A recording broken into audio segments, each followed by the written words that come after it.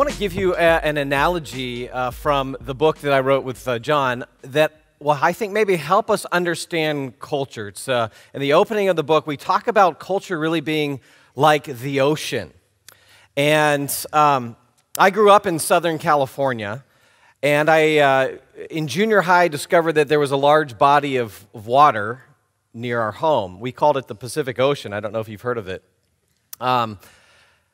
But I discovered the Pacific Ocean, and I discovered that there's these things called waves, and that you could actually take these foam planks and ride waves. And so I started surfing, and surfed in junior high, high school, college, and then got married after college, and I thought once we started having kids, it would be so cool if one day my kids would learn how to surf with me. If they could paddle out in the ocean and ride waves with me, that would just be the coolest thing. And so I discovered that there's actually a real careful process to do that. I didn't just take my kids and throw them into the ocean. I didn't throw them into the Pacific Ocean on a surfboard and say, go for it, right? There's a process that you have to take them through. And because the ocean it can be a really calm, beautiful, wonderful place, but there are also things in the ocean you have to worry about. There are days when the waves are really rough. There are days when there are strong currents. And not only do you have to worry about the things that you see, the waves that you can see, but you also have to worry about the things that you can't see that are going on underneath. And so I realized that the culture is a lot like an ocean. There are things in the culture that we actually have to protect our kids from. So early on with children, there's a lot of protection in this culture, okay? And protection from the things that we see and from some of the undercurrents. So there's the waves that you can kind of see that pound you, but there's the undercurrents that you have to watch for as well. And so there's protection, but think about it. With our kids, is our long-term goal protection? Like if I just protected my kid from the ocean, would they ever learn how to surf? No, if all I did was protect, they would never be able to navigate the ocean on their own. So what do you have to do as well? You have to teach, and you have to train, and you have to pass on knowledge. So the long-term goal is that they can paddle out on their own.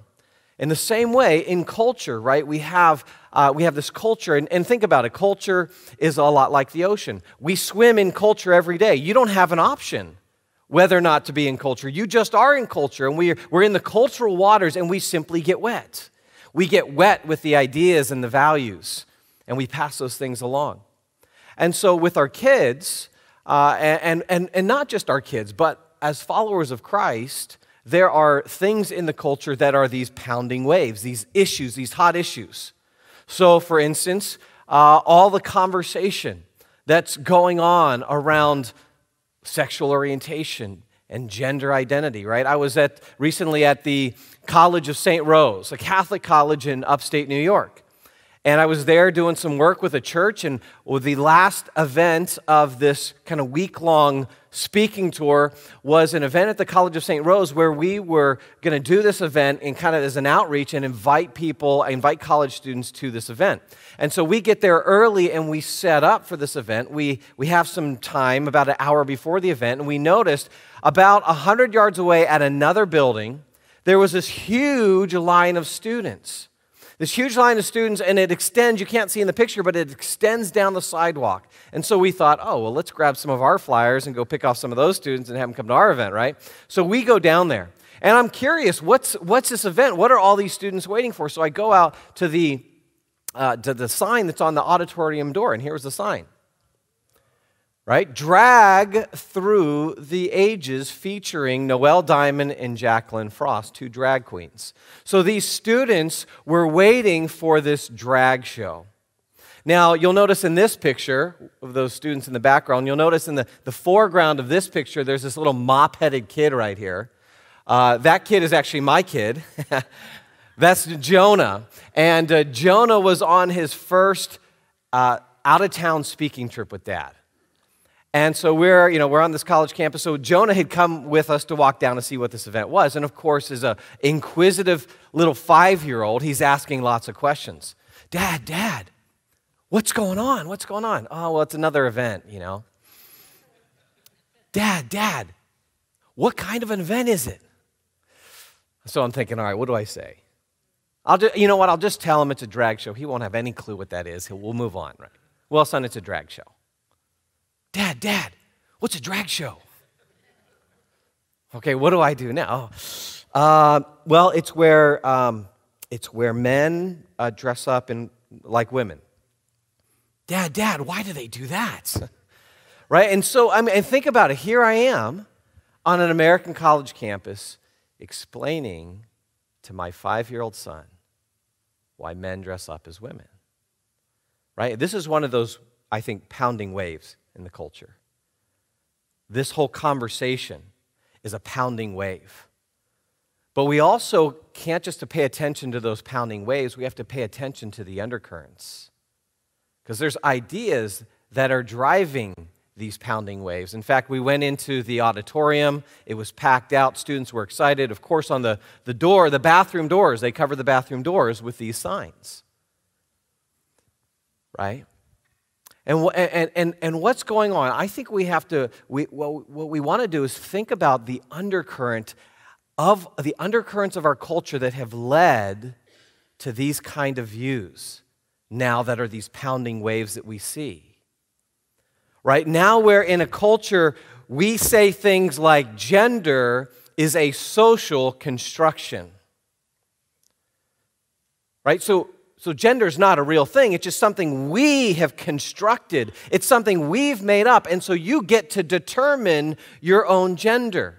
Now just step back for a second and think about what this says about our culture. We don't even know what it means to be human. We can't even say that there is such thing as male and female. We don't know what it means to be human, and our young people have been sucked down or sucked out into the ocean with this current. We don't know what it means to be human. So if we don't know what it means to be human, we are not going to be able to know what it means to function properly as a human and to flourish as human beings. So we're going to find ourselves in a mess. So we need to think carefully about this. So there's this undercurrent of relativism that I think is one of the reasons why we find ourselves affirming in our culture these kinds of things. In fact, there's a couple of mantras of this. In fact, I want to show you a Diet Coke commercial. A Diet Coke commercial that will capture the spirit of the age. Listen to the promotion of Diet Coke. Look, here's the thing about Diet Coke. It's delicious. It makes me feel good. Life is short. If you want to live in a yurt it up. If you want to run a marathon, that sounds super hard, but okay. Just do you, whatever that is. And if you're in the mood for a Diet Coke, have a Diet Coke. Diet Coke, because I can. Okay, there's the mantra. You do you. You do you, whatever that is. Right? What is that an expression of? That's an expression of radical relativism. You do you, I'll do me, whatever that is. And think about the phrase at the end here, because I can. There's no question that enters into this conversation that says, well, should we do that? It's not a question of should. There are no shoulds in a relativistic culture, right? It's just do it. If you can do it, do it. Do it because you can. You do you, I'll do me. This is relativism. Maybe you heard Oprah's speech when she was given an award at the Golden Globes. She gave a speech, and one of the most popular lines in this speech is when she said, "What I know for sure is that speaking your truth is the most powerful tool we have." Another expression of relativism. You have your truth, I have my truth. This is what relativism is. Relativism says there are no objective truths. There are no truths that are true for everyone. Rather, truth is relative to individuals or to a group of individuals, to a society, right? Truth is relative to individuals, to a culture. And so you do you, or your culture does you, and our culture will do us, right?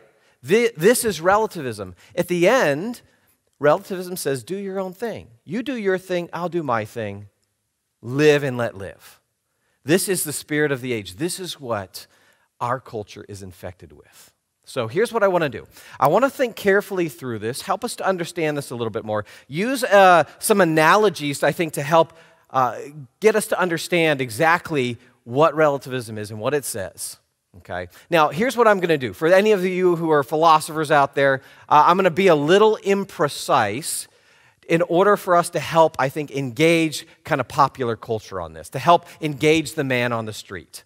All right? So, I want to use an analogy to help us understand this a little bit better. Anybody in here like ice cream?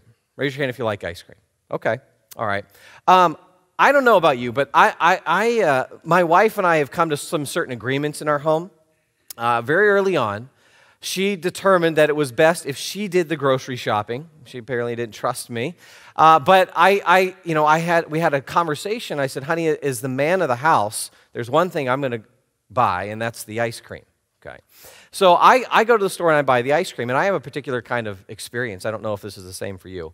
But when I go to the grocery store and you have the big kind of refrigerated sections with all the ice cream, I know when I'm getting closer to that section because it seems to me the lights in the section get brighter. I hear these angelic voices singing, "Hallelujah." Right. So I'll go and I'll stand in front of the ice cream section for 2 or 3 hours and just soak it in. But there's a particular kind of ice cream that I just lock in on. You can see it there. My favorite kind of ice cream. See it right there, kind of in the middle. Reese's peanut butter cup ice cream. Reese's peanut butter cup ice cream. Okay. My absolute favorite. And in fact, it comes in so many different forms. God is good. God is good. In fact, I actually think, despite what JP said, I think this right here is the strongest argument for God's existence. Okay. Reese's peanut butter cup ice cream exists. Therefore, God exists. I mean, right? That's how it goes. Okay. Okay, so here's what I want to do. I want to talk about my favorite kind of ice cream. I want to make 2 kind of claims to unpack this relativism. So here's my first claim. Let's think through this together. If I told you, I said Reese's peanut butter cup ice cream is delicious, how many of you would affirm that that statement is true? Raise your hand. Okay, I just want to see who the Christians are. Okay, yeah, that looked like most of us, but it did not seem like 100% of the people in this room were raising their hand. If you would just be honest, how many of you in here would say that statement is actually false? Raise your hand if you think that's false. Okay. All right, we're going to go ahead and dismiss you folks. Oh, no, I think we have Bibles for you. Let's get them Bible.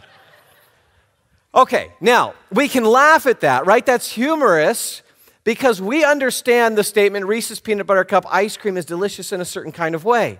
We understand that when we make a claim like that, that the proper response is to kind of be like, well, that's your view, great. I've got a different view.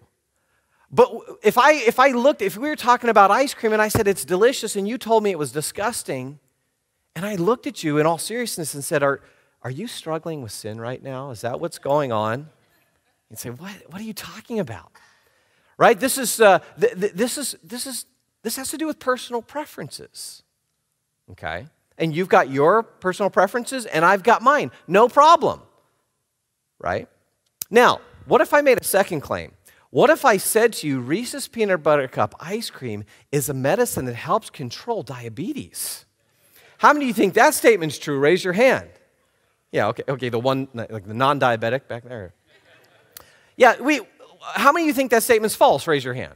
Okay, yeah, look, it's pretty unanimous. I'm guessing that most of us aren't doctors or medical researchers, but we feel pretty confident to say, yeah, that statement is false. And actually, if there was disagreement here, we wouldn't simply say, oh, well, I guess you got your view and I got my view. If someone said, no, I think it is a medicine that diabetics should start taking all the time to control their diabetes, we would say, well, no, you're wrong about that.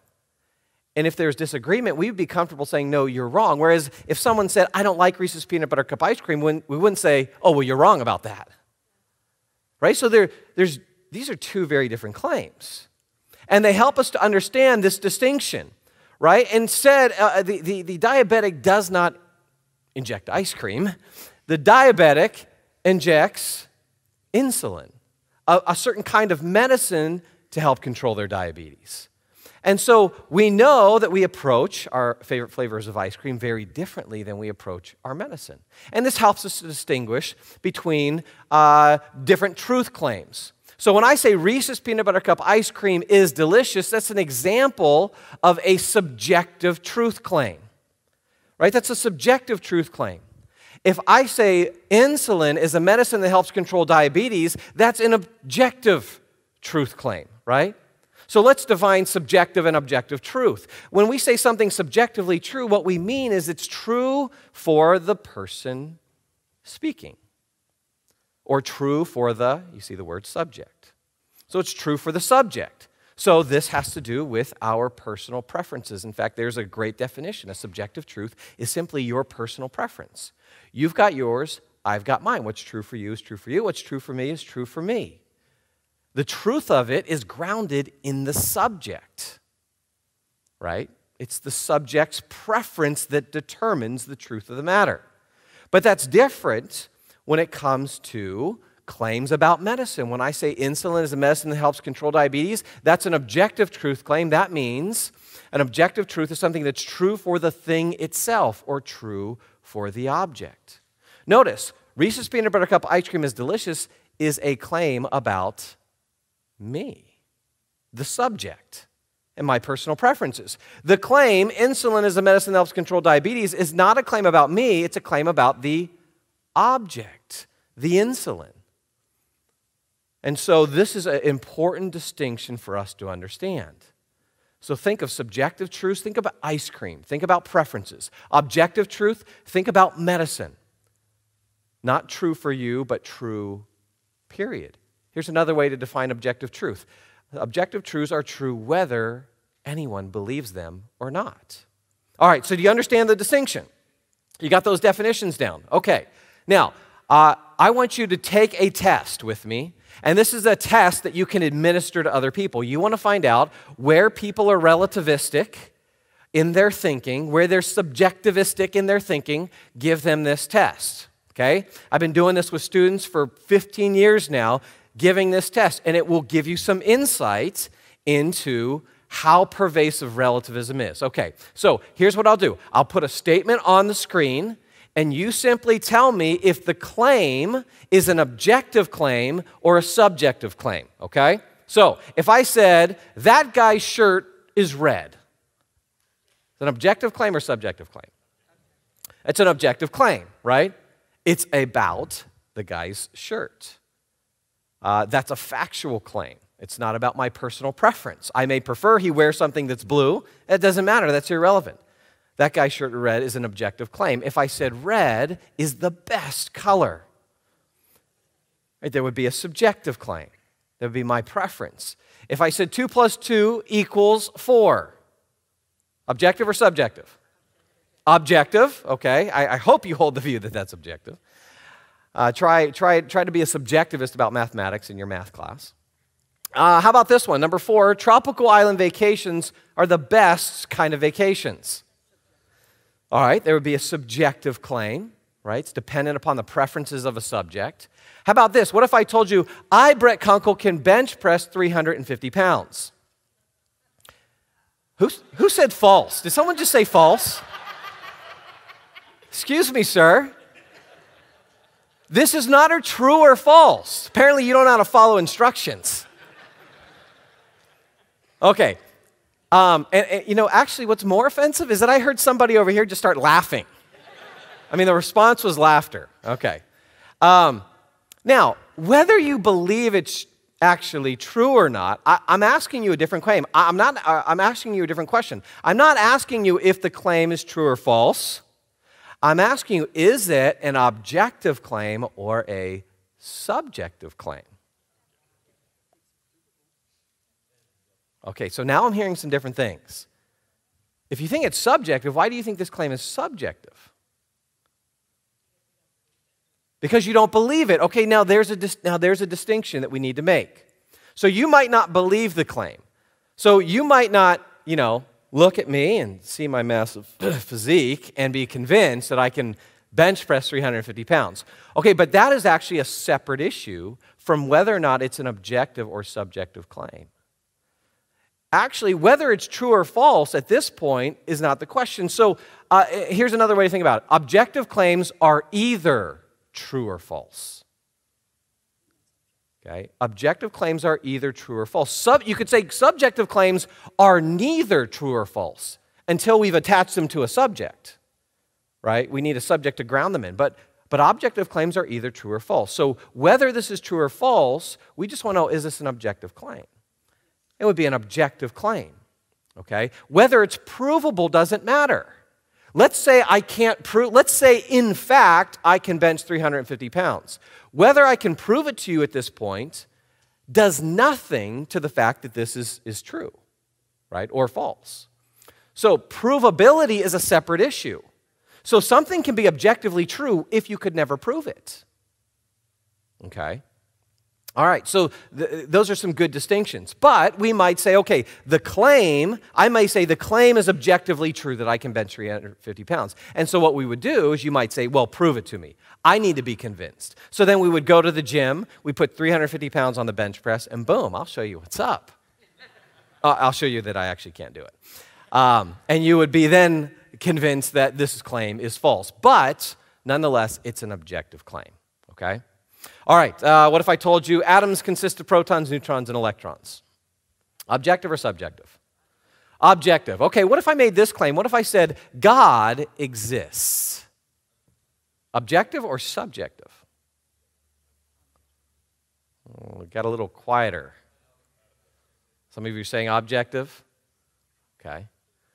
Some anyone think it's subjective? All right, let me say this. What if I made the claim, Jesus is the only way to God and Orthodox Jews are wrong about him? Objective or subjective? Objective. Heard some subjective? Okay. Objective or subjective? What if I said premarital sex is morally wrong? Objective or subjective? I kind of just hear a lot of mumbling. I'm objective. Okay. You've lost some confidence here. I mean, those first 6, pretty easy. Something's going on. Okay, what if I said it is wrong for women to have an elective abortion? Like life's not threatened, but because of some other circumstances, they have an abortion. It's wrong. Is that an objective or subjective claim?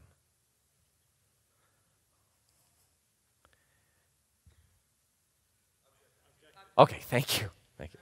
Just looking for some answers. Okay. Wow, what happened here? 1 through 6, a lot of confidence and actually consensus. 7, 8, 9, 10, notice there's some shift. Something's going on there where maybe we either lose some confidence in answering, or maybe we're a little more fearful to answer, or maybe there's actually some legitimate confusion for us. What's going on here? Well, notice 7 and 8, we switch a category, right?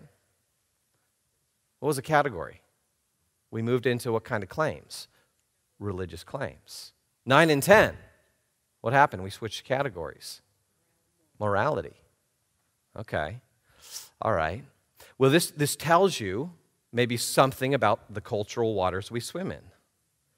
The cultural waters we swim in are so relativistic that it even influences us and impacts us, even if it's a subtle undermining of the strength of our views.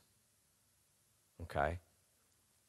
And now, let's pause here for a second, right? this conversation about truth and relativism and objective and subjective. It can get academic, and we could get a lot more philosophical on this, but what I want you to realize is that these ideas have consequences, don't they?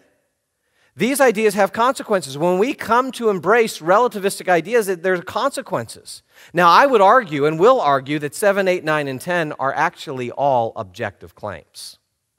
But think about believers who are bona fide followers of Jesus Christ, who are in our churches week in and week out, but who have been influenced by the culture with relativistic views.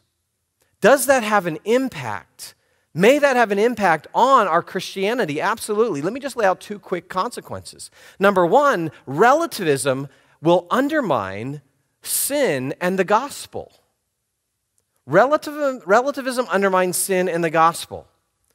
Right? As JP kind of laid out the moral argument, that there are these objective moral laws. Well, what is sin? If we were to define sin, what is sin? Sin would be the violation of God's moral law, not God's moral preferences. Those moral laws are objective. But if you think that morality turns out to be subjective, if it's relative to a culture or to an individual, then what happens to the concept of sin? Doesn't it start to fade away? In fact, if morality turns out to be relative, there is no such thing as sin. And if there is no such thing as sin, there's no bad news. And if there's no bad news, there's no need for the good news. And here's how C.S. Lewis captures this. Lewis says this. He says, "It is after you have realized that there is a moral law and a power behind that law, and that you have broken the law and put yourself wrong with that power. It is after this and not a moment sooner that Christianity begins to talk." So think about how the difficulty of making a case for the gospel in a culture that affirms relativism. We've got our work cut out for us. But think about individuals in the church who affirm relativism. It undercuts the gospel. And secondly, it undercuts our mission, doesn't it? Right, think about it. I love Reese's Peanut Butter Cup ice cream, but I guarantee you that you will never find me in a Baskin Robbins or some ice cream store with tracts that say Reese's Peanut Butter Cup ice cream is the one true flavor. And I will be passing those things out. I will never see someone at the other end of the counter ordering Rocky Road or Vanilla Bean or whatever. I won't go and approach them and say, "Hey, you got the wrong flavor. Come here. Let me show you the one true flavor." Right? Because we're dealing with subjective preferences. If we think that claims like God exists or Jesus is the only way are merely subjective claims, then it's just our preference in religion. And the Buddhist has their preference, and the Muslim has their preference, and everyone's got their own kind of religious flavor of ice cream. But at the end of the day, it all turns out to be subjective. And if that's the case, why would I ever go try to, quote unquote, convert someone? And relativism undermines the mission of the church. Right? It creates in us a hesitancy to proclaim the gospel and to want to change someone's mind. So there are consequences to this, and it's important for us to think carefully through it. Okay, now here's what I want to do for the rest of our time. I want to just look at 2 problems with relativism. Number 1, we're going to make the case that relativistic views cannot be rationally affirmed. And number 2, relativism can't be squared with our experience of reality. Okay, so these are going to be 2 major problems with relativism. So it can't be rationally affirmed. Why can't it be? Well, because the view is what we'd say is self-contradictory. All right, and again, I'm going to be a little imprecise here, but I'm going to kind of take the idea of something being self-contradictory together with the idea, it's similar to self-defeating, or sometimes we refer to claims that are self-refuting. And relativistic claims are going to be self-contradictory in some kind of way. Let me give you some examples of claims that are self-contradictory for you to understand the problems with relativism, okay? So I think some examples will be helpful. So if I said to you something like this, all English sentences are false, would you see any problem with that? Yeah, you see the contradiction. Here's an English sentence. I'm saying all English sentences are false. What if I told you no sentences are longer than 6 words? Some of you are like, no sentences are longer than 6. Oh my gosh, that's 7. Right? You see the self-contradiction. All bachelors love their wives. I mean, they're just the sweetest guys. You see self-contradiction there, right? There's some internal contradiction in the statement. If I told you my poor brother is an only child. Okay, now maybe he wishes he was an only child, but if he's my brother, he's not an only child. Or how about this one? That place is so crowded, no one goes there anymore. Wait a second.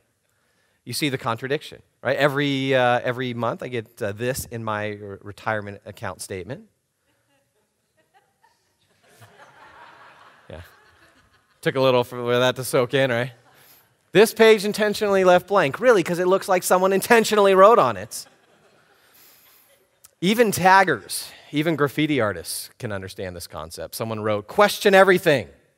Someone came by and said, why? Or this one you'll hear in our culture. You shouldn't tell people that they're wrong. My question is, why not? Is it wrong to tell people that they're wrong? Yes. Oh, okay. Are you telling me that I'm wrong? Yes. Oh, isn't that contradictory, right? This is actually a picture from a college campus in the U.S. Some protesters with an interesting sign. But notice what the sign says.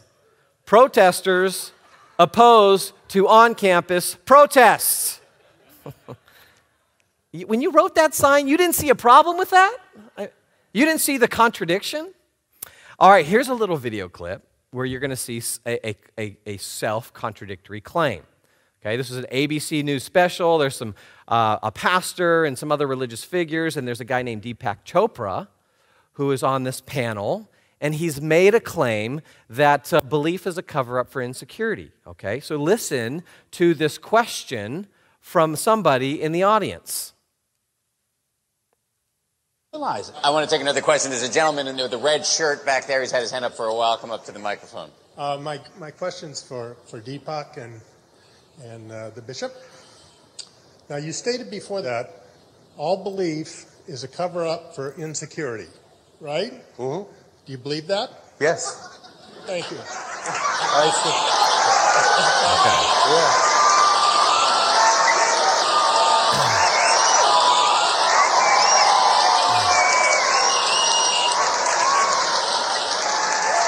Yeah, if you don't think carefully, right, your ideas will embarrass you. Okay, so you're getting this concept of self-contradiction. Here's a self-refuting claim. This is a little more serious, right? Someone says, well, I don't believe anything unless it can be proven scientifically. I don't believe anything unless it can be proven scientifically. Okay, so here's the question. Is that a belief? Yes, that's a belief. Okay, so how did you prove that scientifically? Right? I mean, what do you write it down on a piece of paper and heat it up in a beaker or something? I mean, no, see, this is not a scientific claim. This is a philosophical claim. So there's at least one thing you don't believe on the basis of science, that you believe everything on the basis of science, right? So you see the contradiction. Okay, now take that tool, that idea that there are some ideas and some claims that have this internal contradiction, and then take it to the claims about truth. Relativistic claims about truth are going to include some contradiction, right? So someone says, there is no truth. You simply ask, is that true? Right? You see the contradiction. They have made a truth claim. There is no truth. If it's true that there is no truth, then that means it's also false that there is no truth, because it's true that there is no truth. So we have some problems here, don't we? We have a contradiction. So they'll adjust. Most people will not claim that there is no truth, period. So they'll say, well, all truth is relative. So then what's the question you would ask? Is that truth relative? apply that claim to itself. Is that truth relative? If it's relative, meaning it's relative to individuals, then maybe that may be true for you. But you know what? That's not true for me because it's just relative. Someone says, well, truth is unknowable. What's the question? How do you know? Right? How do you know? That seems to be something you're claiming to know. Nobody has the truth. Is that a truth you have? Right? So you see how relativism undercuts itself. There's self-contradiction. So as you push on this a little bit, you'll find most people aren't going to say, well, there's just no truth, period. What they'll do is they'll modify it, and we saw this in the truth test, didn't we? They'll kind of say when it comes to religion and morality.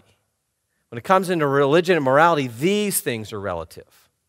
Okay, so here's where we want to move to our second part of our critique. This is where we want to say this doesn't fit with the facts of reality or our experience of reality. Okay, so what are they saying? Well, they're saying, hey, okay, you believe in God? Good for you. That's your truth. You believe in Jesus? Good for you. That's your truth. And I've got my truth. No problem. Live and let live. And so this is the Oprah mantra. Live your truth. You live your truth, I'll live my truth. Okay, so how would we help someone see that this doesn't fit our experience of reality? Well, I like to use an illustration.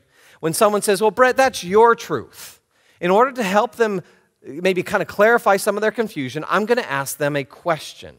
Here's the question I'm going to ask them. I'm going to ask them, what does my dad look like? What does my dad look like? Okay, now is there anybody here in this room who actually knows what my dad looks like? Raise your hand if you know what my dad looks like. Okay, good. Nobody here is. Okay, so is there a brave volunteer who would like to take a guess at what you think my dad looks like? Raise your hand if you want to volunteer for this. Come on, I need a brave volunteer. Let's go. All right, right there in the back, sir. What's your name? Okay, an older version of me, which let's see how much older you think he is. Let's get some details. What's your name? James. All right, James. Let's get some specifics. So, how tall do you think my dad is? 6'2". 6'2". This is a good stage. I like this stage. All right. So my dad's 6'2". What color hair do you think my dad has? You think he's bald? Okay. So he's got no hair. He's bald. And all right, James. One more detail. How much do you think my dad weighs? Be careful. Well, it depends on the convention 350. We'll go with 200. 200. Okay. All right. So we got James's view here. James says, Brett, your dad is 6'2". He's 200 pounds and he's bald. Okay. Now, if James and I were talking about my dad and he said, yeah, I think your dad looks like this. And I said, hey, James, that's your truth about my dad. Would you think that's an odd response? That would be an odd response, right? To say that James has his own truth about my dad. What are we to make of that? We would say, no, James doesn't have his own truth about my dad. Instead, we say James has his what? He has his own opinion, or he has his own belief. He has a belief that my dad is 6'2". He has a belief that my dad is 200 pounds. He has a belief that my dad is bald. So he has his own belief or opinion, but he doesn't have his own truth. He's not entitled to his own truth. He's entitled to his own opinion or his own belief. Now, a belief is either true or false, right? A belief is either true or false. So when he says my dad is 6'2", that's either true or false.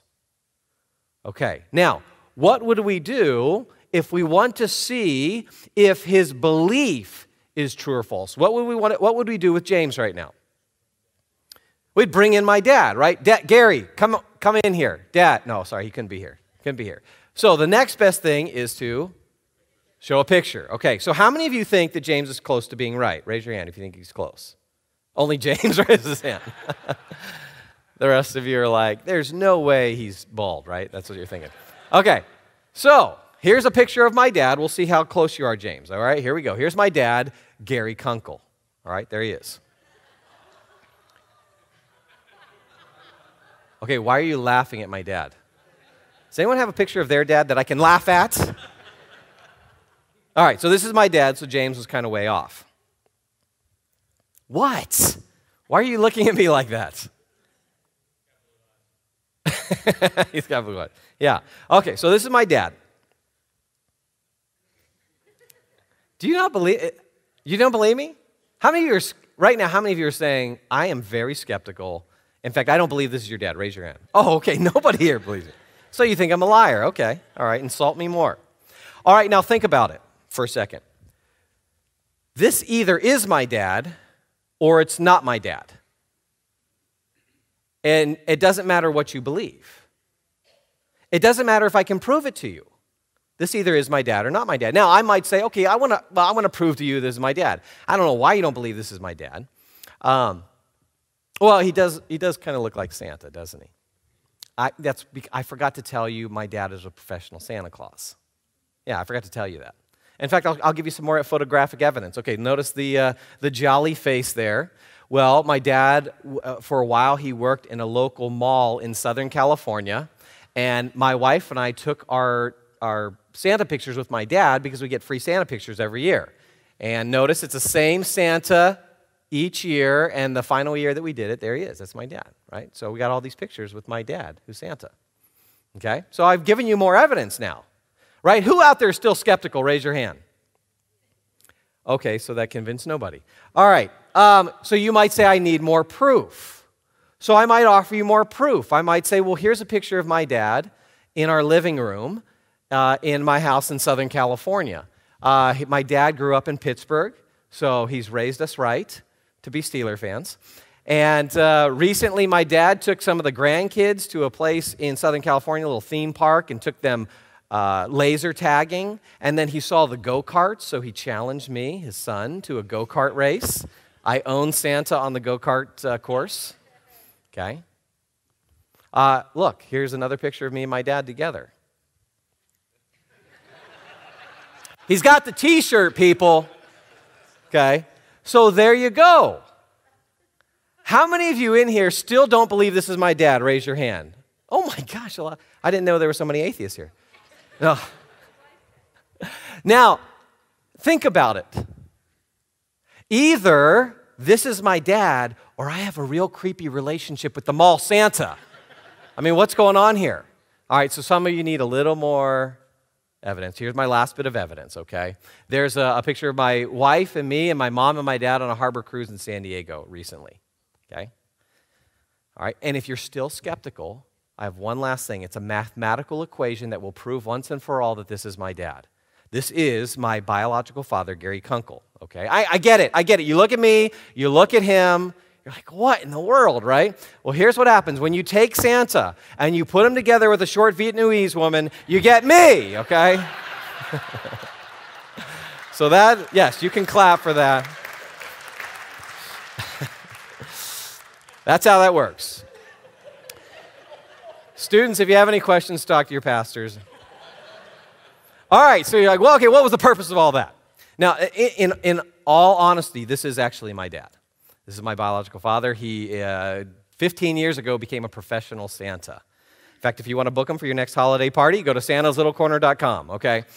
All right, so what was the purpose of that? Go back to the question, because there's an illustration here that I think helps. The question was, what does my dad look like?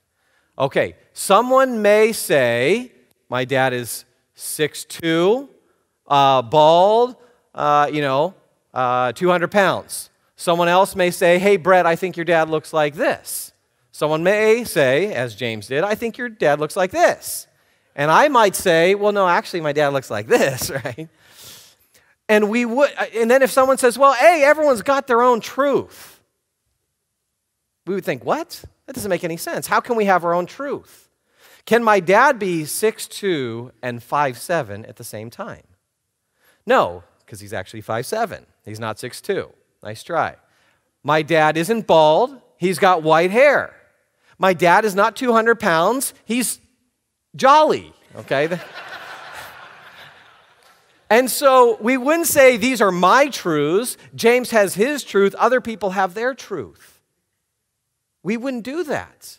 But that's what we do when it comes to religion. But religion make the same kind of claims. Think about it. We say God is like this. And Islam says God is like this. And Hinduism says God is like this. And Christianity says God is like this. And then what's the response? Oh, that's just your truth. Well, you've misunderstood the claim. That's like saying my dad is 6'2" and 5'7" at the same time. These are what we call mutually exclusive claims. Or when it comes to morality. I mean, think about this. No one can live this one out. Is there any difference between a father who nurtures his child, a father who neglects his child, and a father who eats his child, right? If morality turns out to be relative, there's no difference.